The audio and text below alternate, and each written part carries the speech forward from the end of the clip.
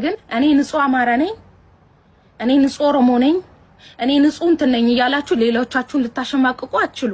በነገራችን ላይ ማለት ነው። እኛ ግን ጽድት ያለን ሃይማኖት አልባ ሳይሆን ሃይማኖት ያለን በሃይማኖታችን የምንጓዝ በእምነታችን ማንደራደር ብሔር የማይለየን ሰውን እንደ ሰውነቱ እንኳን የምናከብር ክርስቶስ የወደደውን የምንወድ ሰውን እንደ ሰውነቱ አክብሬ ወድጄ የምኖር ሰው ነኝ።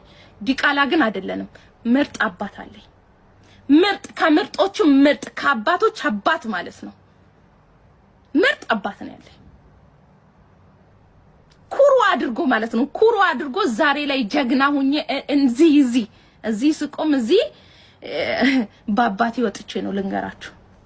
ባባቴ እናቴ ስታሳድገኝ አንቺ ኦሮሞ ነሽ፣ አማራ ነሽ፣ ትግሬ ነሽ ብላ አይደለም ያሳደገችኝ።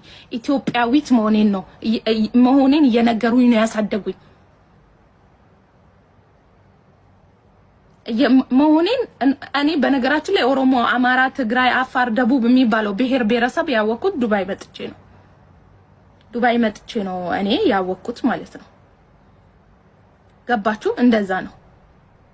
እኔ እኮ ኦሮሚያ ክልል ውስጥ ተወልጄ ባድግም የኦሮሚያ እናት ብታሳደገኝም እኮ በስም ከሄድን እኮ እኔም እኮ የሌላ እንትን እኮ ልሆን ይችላል። ግን እኔ አላምንበት። ሰውን በሰውነቱ በጣም ወዳለው አከብራለሁ። ዲቃላ ግን ልንባል አንችልም።